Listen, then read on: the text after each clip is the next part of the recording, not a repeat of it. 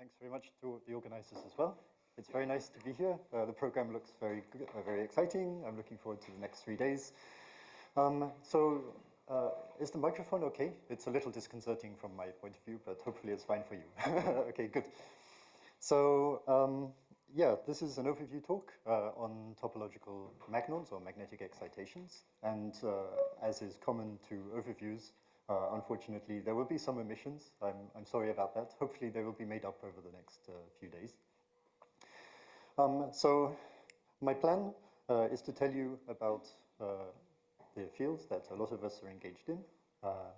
That is a marriage between topology and magnetic excitations. This went out a little bit. I hope it's okay. So the field of topology by now is quite a mature field. It's extremely active. It started, roughly speaking, in the 1980s with the discovery of the integer quantum Hall effect. In the systems that they were considering back then, two-dimensional electron gases, these are, certainly by the standards of the day, systems that were really quite extreme. These are quite extreme conditions. The integer quantization of the Hall conductivity was explained in terms of topological invariant, and shortly afterwards, a very prescient paper from Haldane, his famous honeycomb model, demonstrated to everyone that this phenomenon could be realized in more generic situations, in band structures. But it took some time for this really to be appreciated. It took until the advent of the discovery of graphene, shown here. So this two-dimensional electron gas appearing in simple carbon with this band structure here, famous band structure, for people to start thinking along the lines of the perturbations of the system. And very soon this created an absolute avalanche of insights, and in particular the realization that topological invariants could appear in time reversal invariant systems. So by now, 2025, we have an absolutely enormous array of different materials, far from the extreme conditions of the two-dimensional electron gases considered in the 1980s. We have completely generic solid-state systems with band structures that host topological invariants with observable consequences and the technology to be able to measure their observable consequences. So that's where we are now. Now, the essential ingredients to have this kind of topology are, and even this is a little too strict, is to have some kind of periodic solid. When you have a discrete breaking of translation invariance, then you naturally have band structures for the underlying excitations, no matter what they are. So the original excitations considered are just electronic excitations, electronic band structures. But the general ideas hold for all kinds of band structures. And nowadays we've seen examples in photons, in phonons, in magnetic excitations, among other things. So what I want to talk about here is the realization in magnetic excitations, slightly more specifically in spin waves. So these kinds of excitations have been known for nearly 100 years, shortly after the discovery of quantum mechanics. Sasha is going to tell us a little more about the history of these things, so I'm not going to dwell on it here. But what I will say is that the basic ingredient is that, unlike with electronic excitations, where we have some kind of material is given to us with a band structure, what we have instead is a magnetic Hamiltonian that leads to some kind of ground state that's in principle more tunable depending on the exchange scale or the field strength, for example. And about the magnetic texture that's formed either spontaneously or by field tuning, say field polarization, there are some elementary excitations, so collective excitations around the magnetic texture. These collective excitations are called spin waves. Now we can generalize beyond the spin waves around some around some texture where there's a local dipole moment, to include other kinds of magnetic excitations. For example, we might consider magnetic excitons. We might consider dimerized systems where the natural excitations are triplons. The general considerations hold for all of these kinds of things.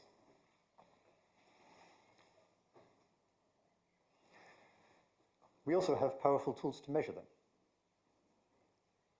So in principle, we can do the same kind of job that one can do with electronic excitations. As I'll describe later on, we don't quite have all the pieces in place to carry out the same kind of studies, though there are efforts in this direction.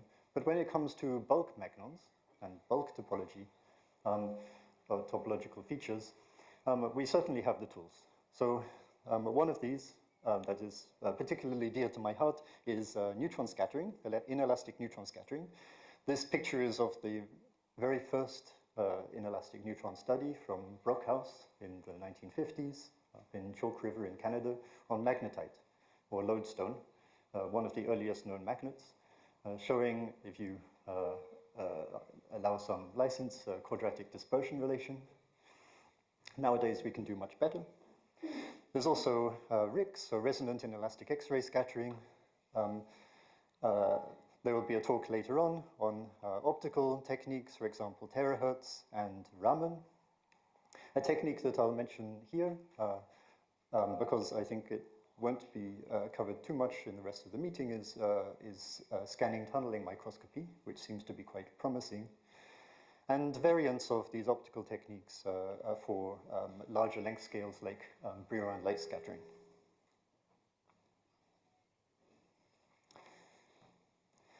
So maybe a good entry point into thinking about these kinds of excitations is to think about analogs of graphene that really initiated the field of topology in its modern form. And what I mean here is both three-dimensional and two-dimensional analogs. In magnetism, we can expect naturally two-dimensional magnetic excitations just coming from layered systems where the exchange couplings are predominant in the plane. And here I'm giving 4 distinct examples where we find some Dirac-like features similar to those in graphene. In the top 2, these are irreducibly three-dimensional systems. In the case of metallic gadolinium, this is hexagonal close packed. You can see the Dirac points, or the Dirac nodal lines rather, quite nicely at the K points here in inelastic neutron scattering. On the left-hand side in cobalt titanate, this is now a layered antiferromagnet with clear dispersion relations in the C direction. There are Dirac nodal lines close to the zone boundary. And then perhaps more interesting for future applications, and certainly going down to truly two-dimensional magnetism, there are these chromium trihalide systems, chromium tribromide and trichloride shown here. These are van der Waals magnets, so in principle and in practice you can exfoliate them and carry out studies in the truly two-dimensional limit. I'll talk about that more later. But once again, in the bulk, what you can see are these Dirac points at the zone corners. So there really are analogs of graphene in magnetism coming purely from the magnetic excitations. And similar to the Dirac points in graphene, we see evidence of spin momentum locking. So there's a block Hamiltonian, an effective block Hamiltonian. Does this actually work? No. There's a block Hamiltonian around the Dirac points looking like this. So coefficient times k dot sigma, where in this case sigma refers to a pseudospin coming from the sublattice structure of the underlying hexagonal crystal. And this has direct observable consequences. So in effect, there is a winding number. And one way to think about this is as follows. When you're carrying out inelastic neutron scattering, you're sending neutral particles into your system with a magnetic moment. They scatter off the magnetic texture, and you measure the energy momentum transfer. When you do that, in effect, what you're doing is you are projecting along a single direction something like the pseudo-spin texture around these Dirac points. So here's an example in 3 dimensions. So this monopole-like texture of pseudospins shown in red here, so these arrows here. And the projection selected by inelastic neutron scattering is indicated in blue here. So what you'll measure is essentially just the projection of this in the cross-section, which is positive in this direction, negative in this direction, and winding smoothly around.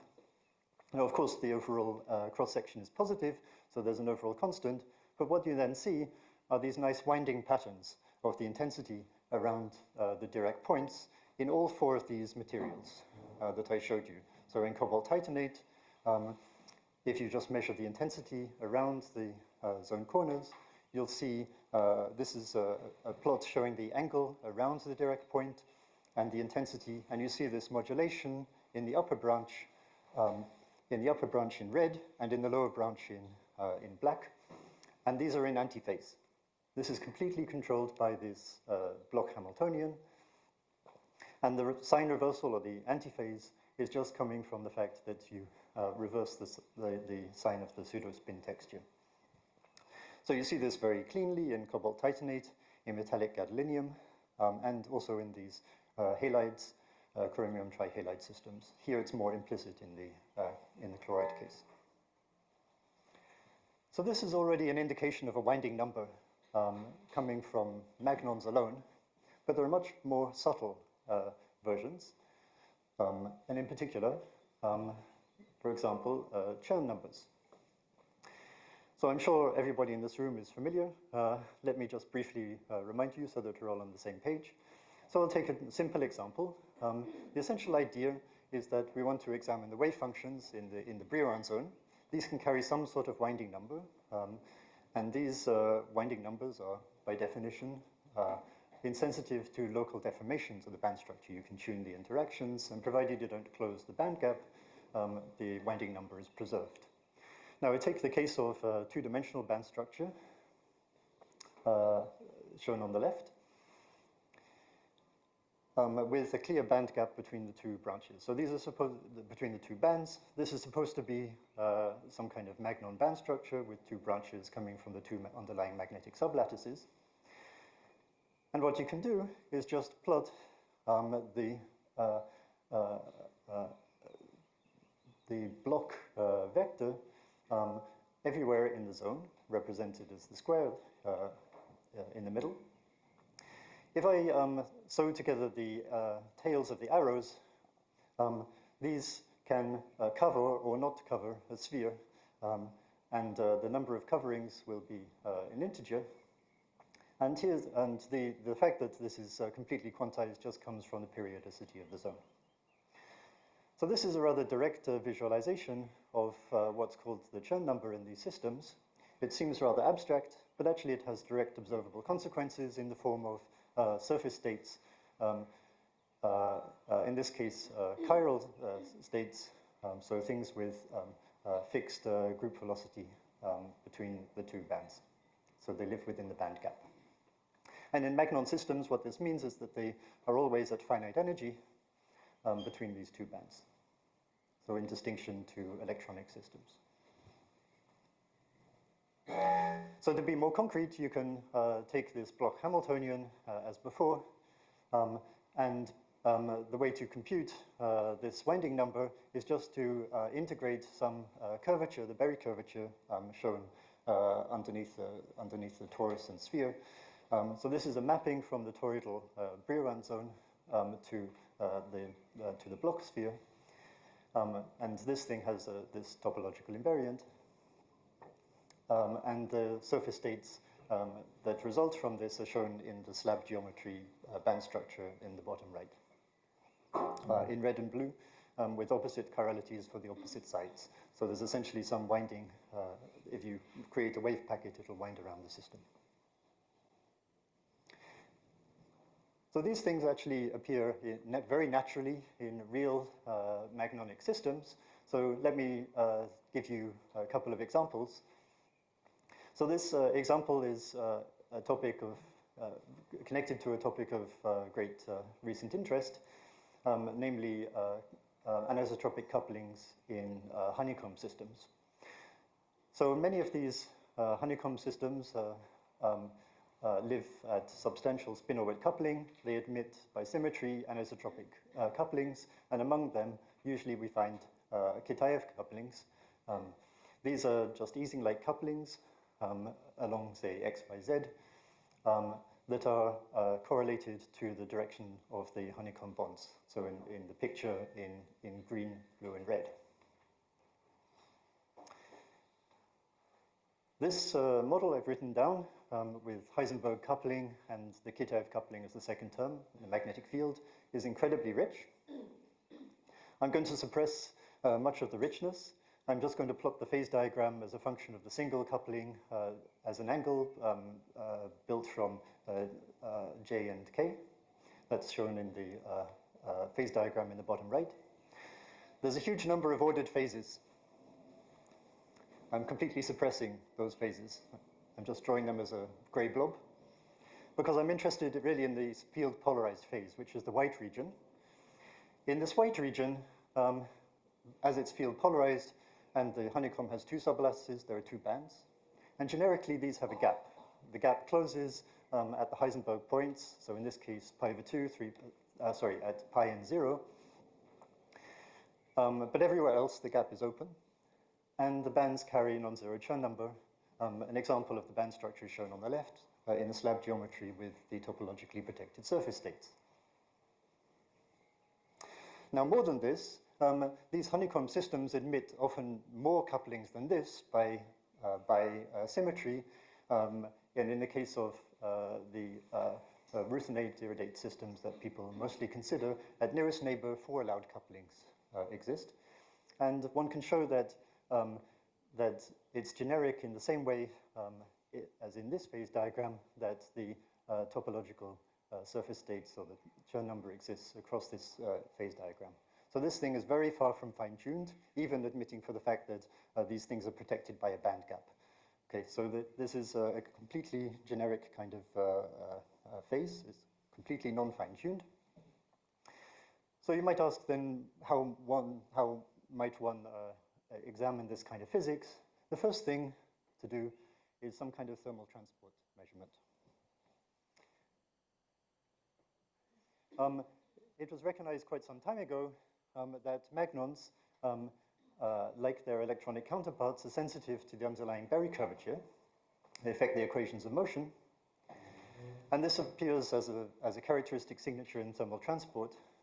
So one of our participants at the meeting, Murakami and Matsumoto, showed that there's this very elegant formula for the magnetic or magnonic thermal Hall effect. So in other words, you apply a thermal gradient to your system, and you expect some kind of transverse heat current, as shown in the picture. This has been measured by now quite a number of systems, originally in lutetium vanadate, which is a pyrochlor ferromagnet that I'll come back to later. So this is the first kind of measurement one might do. What you're probing, if you are careful with the experiment, is just the underlying local Berry curvature in the system. So it's not directly sensitive to the topology. What you really want to measure with for the topology is some kind of magnonic surface state. I'll come back to the challenges of doing that soon. So coming back to this Kitaev-Heisenberg model, or rather its realization in real materials, one of the most famous realizations that's familiar to a number of people in the room, very familiar to some of the people in the room, is alpha ruthenium trichloride. The phase diagram in temperature and field, in plane field, is shown on the right.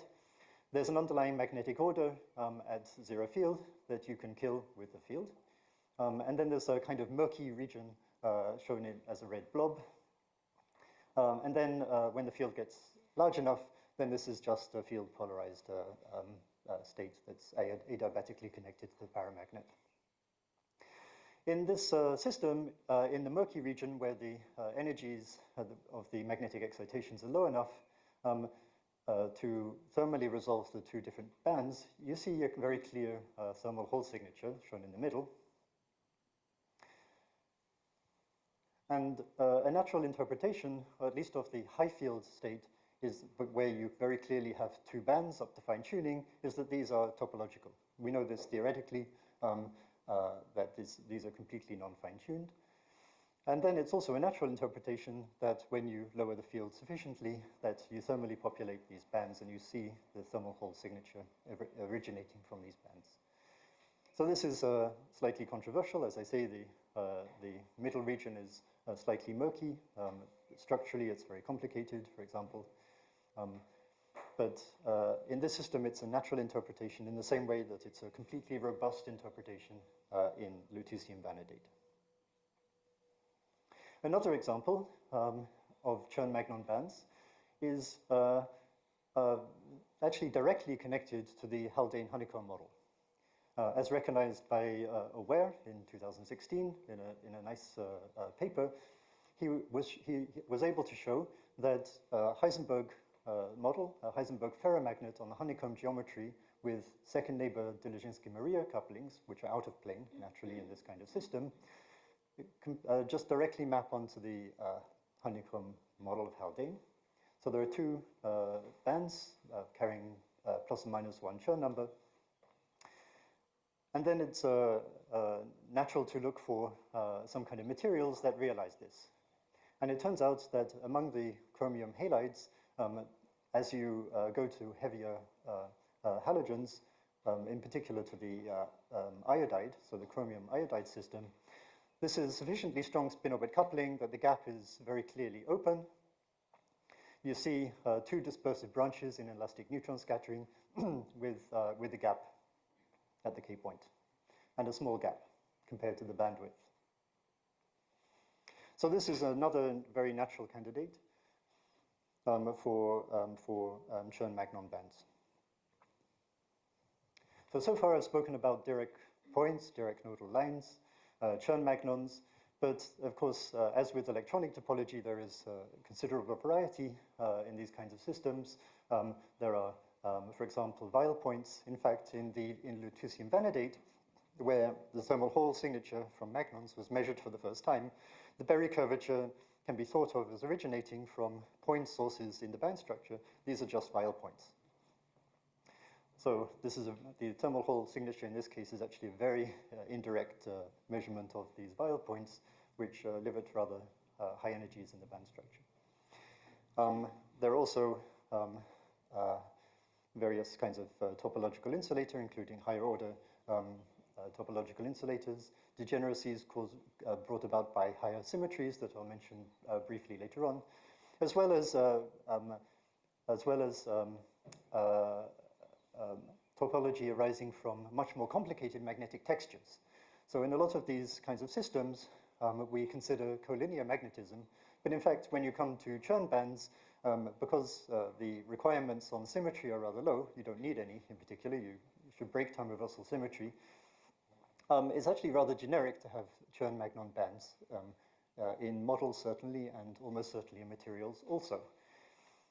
When you go to extremely complicated magnetic textures like skyrmions, then there's a regime where it's natural to think of the magnetic excitations moving in a uniform magnetic field, and then you have Landau levels. And this is a paper from 3 years ago claiming to find evidence for these Landau levels.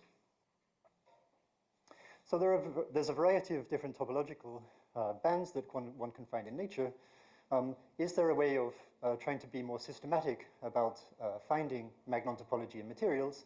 The answer is yes. First addressed in the case of electronic systems.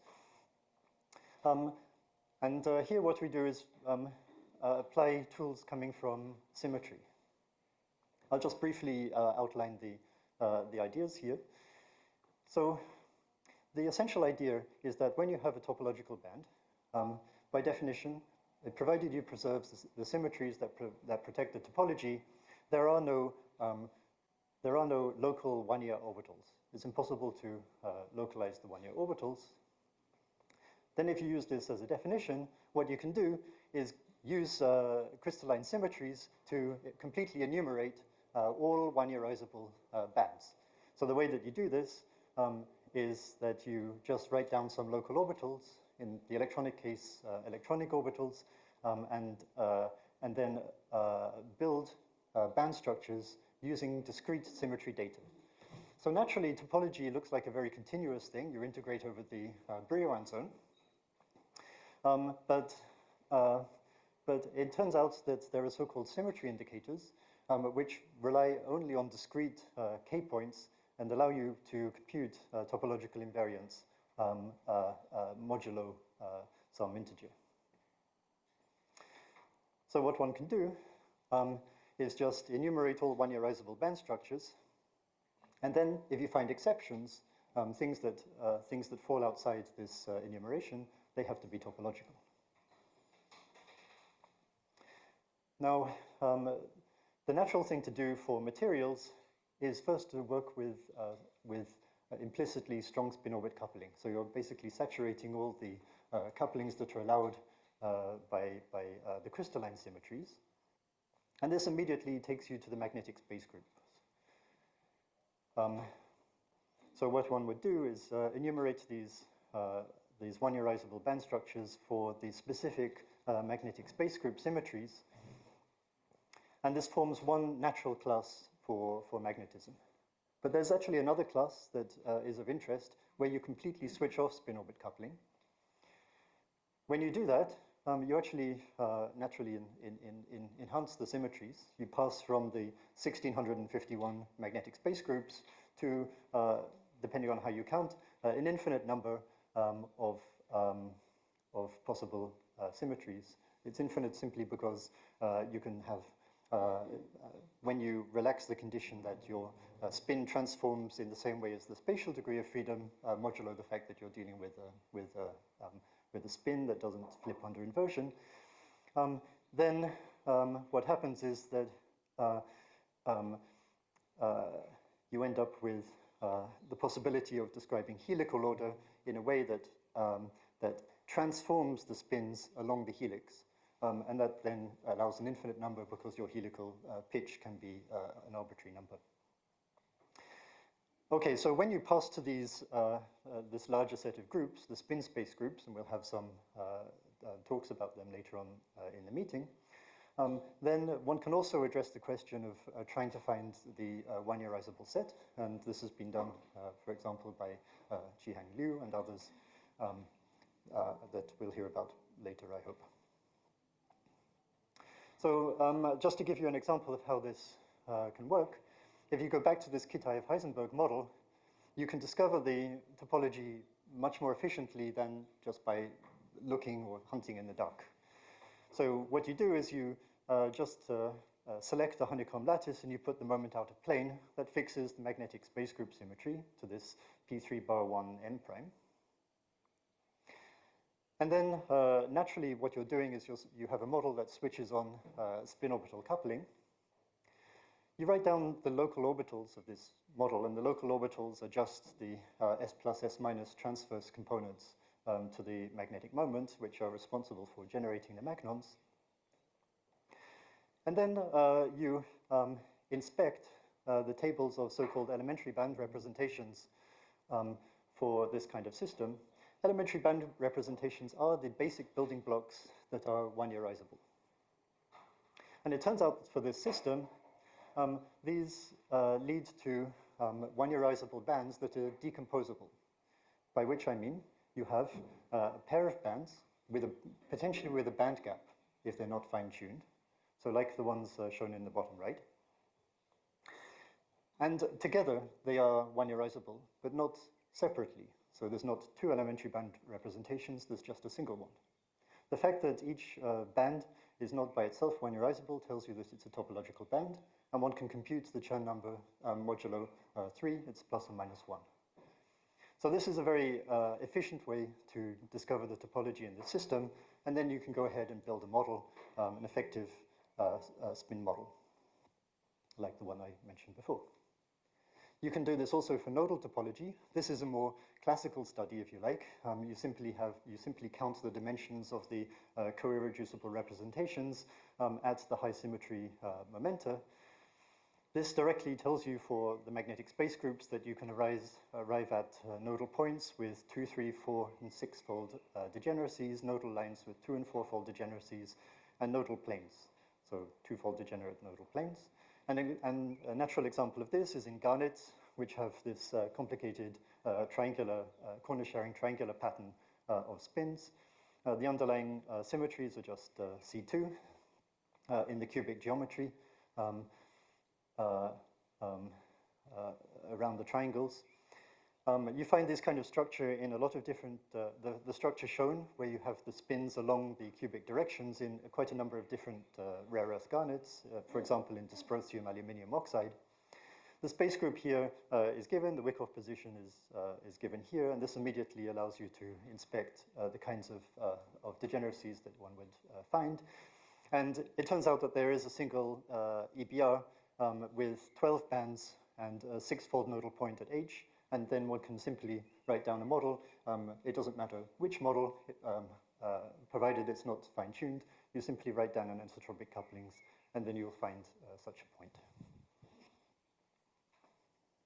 And this is allowed by magnetic symmetries, not by non-magnetic symmetries. So with space groups, you max out at 3. So this kind of program has been carried forward by a number of groups, and I would say most spectacularly by the group of Yuanming Liu and collaborators. They carried out a high throughput search by combining these symmetry tools with first principles calculations based on some materials database. And they look at the case where you exploit really the properties of magnons, so the tunability under strain and with magnetic field to generate new classes of topology. And in the case of collinear spin space groups, this program is being carried out by Qihang Liu. Okay, so how are we doing for time? Okay, so I told you so far about the kinds of magnon topology that you can arrive at, and I would say that this is now quite mature at the theoretical level.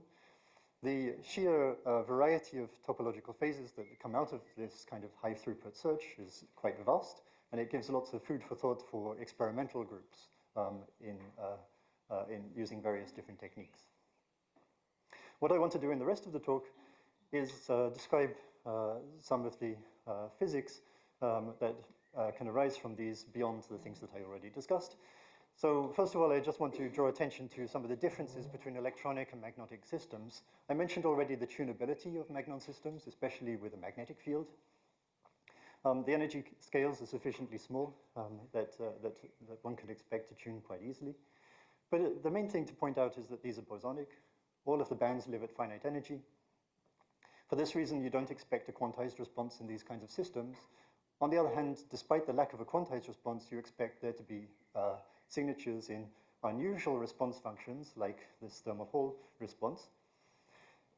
This can only be quantized under very fine-tuned conditions in magnons.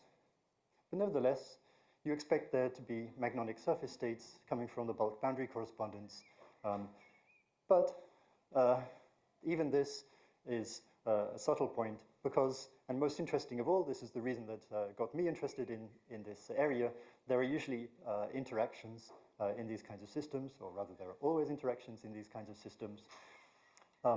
And these can shape the physics in crucial and important ways.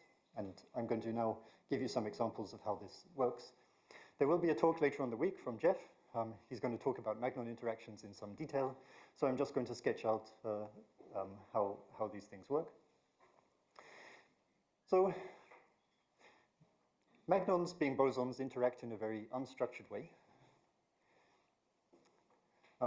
They are somewhat constrained by symmetries, of course, but they naturally have number non-conserving couplings. So 3-body couplings, for example, the leading order number non-conserving kind. So these kinds of processes take you, say, from 1 to 2 magnon states. And what this means is that in principle, the Magnon single particle picture may not survive in any detail.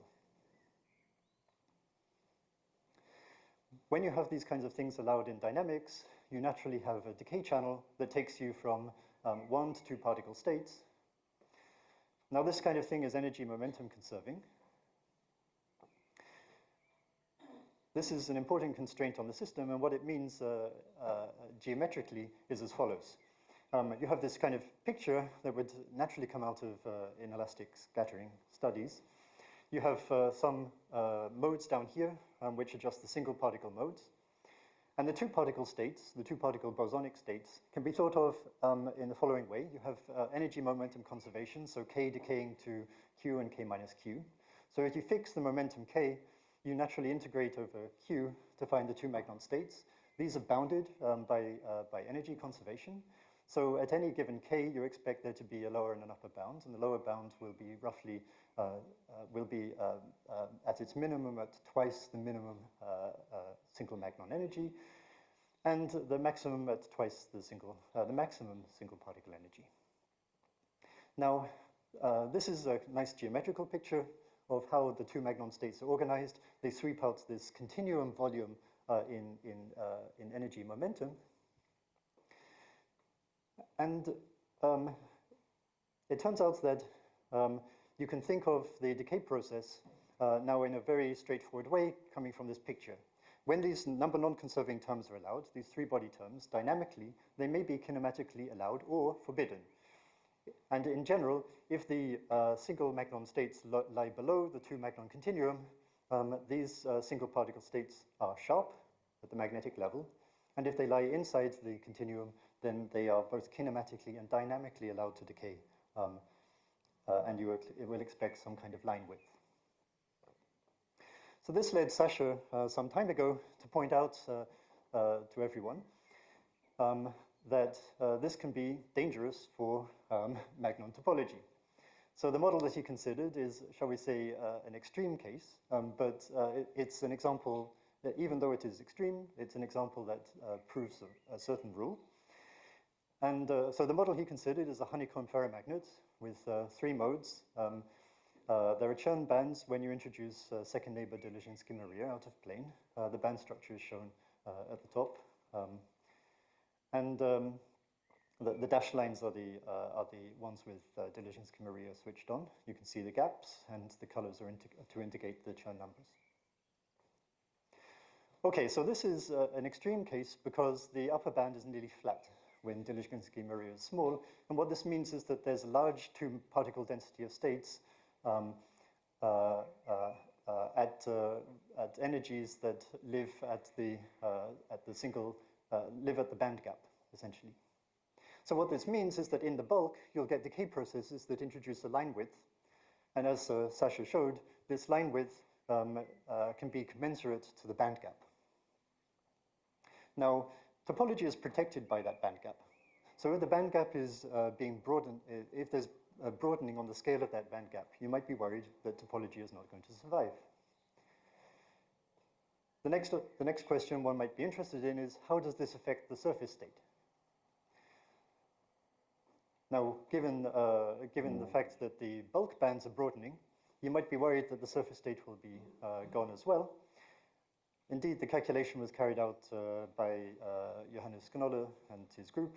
What they found is that quite generically in these situations, just because you have 2 particle density of states living within that band gap, that there is a heavy breakdown of these surface states. So what you have is a rather distinct situation to the electronic situation. In the electronic situation, you often don't have to worry about interactions at all. But in these magnonic systems, they're actually generically present. Now, this is certainly something new and interesting about magnonic systems. It's more interesting, though, if you can tune things so that the surface states are there or not there, according to the tuning parameter. Fortunately, kinematics comes to your help, comes to your aid here. So in the case, for example, of the Kitaev-Heisenberg model I mentioned before, the topological Magnon bands, they live in the field polarized regime. So all you need to do is put on a magnetic field sufficiently large. The G factor for the two magnon states is twice that of the single particle states. And so simply by applying large enough field, you'll lift up the two magnon states and forbid the decay, and you'll end up with sharp modes and sharp surface states. Then if you lower the field, you expect there to be overlap and then decay and some breakdown of the topology.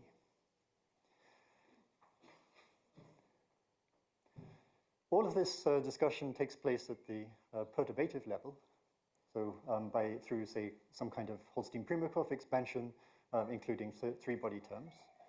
It's nice to know what happens at the non-perturbative level also. Here is a slab calculation for the Kitaev-Heisenberg model in the Chern phase at some magnetic field. There are three panels, left, middle, right.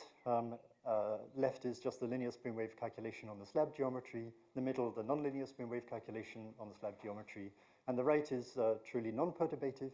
So you simply flip the spin in some DMRG ground state and then follow the time evolution on the slab. And in all three cases, you find signatures of the chiral edge state already in a very dangerous situation. The slab is taken to be small because DMRG system sizes are rather limited. And what that means is that the edge states can potentially talk to one another. But nevertheless, you do see that they are there. So you see the chiral mode here on one side and the chiral mode on the other side in all calculations. So these things are non-perturbatively present. And you might ask then, what happens when you lower the field? Something interesting happens. There's a two-particle density of states. The two-particle density of states repels the single particle levels. So actually the threshold field where you enter the dangerous regime is actually at a lower field than you'd expect on the basis of linear spin wave theory. And this is probably something quite generic. So this surface state protection by field tuning is something that you would expect to survive for a little longer than you'd expect on the basis of linear spin wave theory.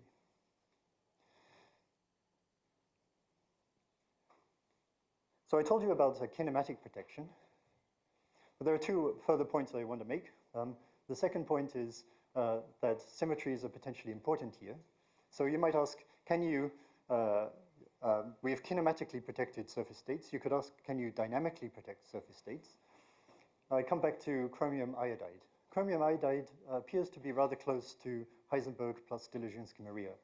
The Diliginsky-Maria is out of plane, and the order is collinear. It's just ferromagnetic collinear. And what that means is that there's a U1 symmetry. So actually the underlying symmetries are spin space symmetries, and these forbid the three-body decay processes, just dynamically. Now in the material, you expect that to be somewhat fine-tuned. There will be anisotropic couplings. So then it's an experimental question. Are the surface states there deep within the dangerous regime, or are they not?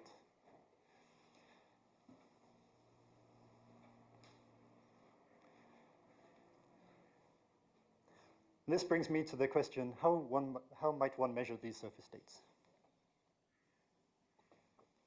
This is a difficult problem. Measuring in the bulk is rather easy. We have lots of techniques to do that. It's hard on the surface, largely because these are sub-extensive contributions in the most part. If you go down to the two-dimensional level, you're dealing with an atomically small signal. With neutrons, neutrons interact weakly with matter. The magnetic moment is suppressed by 1 over the mass, or in this case, the mass of the neutron. This is an extremely small moment. The fact that you can measure anything at all is a testament to the fact that you have a lot of neutrons and a bulk system, 10 to the 24 magnetic moments. When you go down to the atomic level, this is useless in the inelastic regime. So you need to do something else. A similar argument holds for magnetization heat capacity. If you want to measure magnetism at all in two-dimensional systems, you might need to use some electronic technique, for example, using a Hall signal to measure magnetization. One of the more promising directions might be to use optical techniques. So there's one suggestion from Johannes, which is to pump into the surface states with a laser. You essentially amplify the population magnons in the surface state, and then use that to carry out a transport measurement that's enhanced by the presence of chiral surface states. Other possibilities include using high-resolution energy, electron energy loss spectroscopy, so inelastic scattering of electrons, which does have potentially quite a high energy, good energy resolution down to the, say, milli-electron volt scale, which is good for a certain range of magnetic materials. Another possibility is to surface enhance Raman. You decorate your system with, say, gold nanoparticles, and this enhances the electric field in the vicinity of these particles and hence the surface signal. What I'm going to talk about more here is using scanning tunneling spectroscopy. And this is a technique that's very nicely tailored to two-dimensional systems, so these kinds of van der Waals magnets, like the chromium halides, of which we have chromium trihalide as a good candidate Chern insulator. So the idea here is that you take your substrate and layer onto it a van der Waals magnet, and you bring in the scanning tunneling tip, which you can, of course, drag over your surface, and you apply a bias voltage. And in general, this thing will measure the density of states of any objects living in the spectrum, including magnonic states. So suppose you just have magnonic states to worry about. Here's the kind of thing that you might see. So here's an example where you have two dispersive bands with a finite energy gap to the lowest one and a gap in between the two. Then what you'll see, if you just place the tip at some point on the surface and increasing the bias voltage, is nothing within the band gap. And then you'll start to see a ramping up corresponding to the cumulative density of states of the magnons. Then it will plateau when you reach the intermediate gap and then rise up again. Now, you measure all states, so you'll measure also the multi-particle continua as well. And what that means is that there will be a signature within the band gap, provided the single magnon gap is sufficiently small. So if there are two particle states within this band gap, you also see the signature there. Okay, so this kind of measurement has been carried out. Here's an example of an experiment from these people. This is for one of the chromium halides. And what you see very clearly is this kind of picture. So the first magnon band, then the near plateau, and the second magnon band. This is just the voltage characteristic di by dv, and the actual density of states you can get by taking the further derivative with respect to voltage. Now, I wanted to bring up a paper from October last year, because it gives you an idea of the kinds of measurements that measure these kind of topological surface states. So this is an experiment by these people using scanning tunneling on chromium triiodide. What they do is they layer their film on top of some kind of iodine layer on top of gold. And what they do is they perform precisely the kind of measurements that I mentioned. You place the tip within the bulk. You can then drag it to the surface and then outside the surface. Here's an example from their paper. So what they see is the dashed line, which is where the tip is placed within the bulk. So you see this characteristic signature from the density of states in the lower magnon band, the plateau within the band gap, or near plateau within the band gap, and then it rises up to another plateau when you've gone beyond the magnons. When you place the tip at the surface, what you find is an additional contribution to the surface, an additional density of states contribution to the surface. So it appears that there are additional surface states. What they do then is actually do a systematic study where they place the tip at different positions, both inside and outside the sample. What you see is that there is a complicated background, even when you place the tip on the iodine layer, which is dominant at low energies. So that's the reason for this extra feature, according to them, in the low energy. Nevertheless, you see a dip, very pronounced dip on the in the bulk regime that then becomes less pronounced, where you see this extra density of states. And then this transmutes into the iodine surface layer. So this is the kind of experiment that scanning tunneling experiment can be very good for. And one of the questions is, can one hope to do better than this? So in an ideal world, you do something like an RPES measurement on a topological insulator, where you directly image the energy momentum dispersion of the surface state. Can one do this? Now, there are various techniques I mentioned before, like this inelastic electron scattering from the surface that might do the trick for you, but it's actually possible also using the scanning tunneling method as well. You simply, or rather, with great difficulty, you carry out some kind of quasi-particle interference measurement. And this gives you, in principle, access to the magnonic dispersion relations, both in the bulk and on the surface. Okay, so before I finish, I want to tell you a couple of brief things about what happens, about how magnonic topology can give you new kinds of physics beyond electronic topology. So one is physics coming from the very dangerous regime, where you get decay into two-particle states. Suppose you have a bulk band structure with a touching point. It could be a Weil point, it could be a Dirac point. It's immersed in this two-particle continuum, so you expect there to be decay processes and line shape broadening. Now, there's a natural way of thinking about this problem that leads to a new kind of topology. The nice way to think about it originates from the fact that you have Green's function, which has self-energy, which includes a self-energy contribution with momentum energy dependence. But because you have a single point of interest, you expand about fixed energy in a gradient expansion, if you wish. And this gives you what you can think of as an effective Hamiltonian, now just with the momentum dependence, with a Hermitian part shown here, which I'm taking to just be a Weil-like term. And then the self-energy contribution, which has this general form here. Now, the interesting part here is this vector A. This just causes a uniform broadening. This vector A introduces in the spectrum exceptional points. So you have a non-diagonalizable Hamiltonian.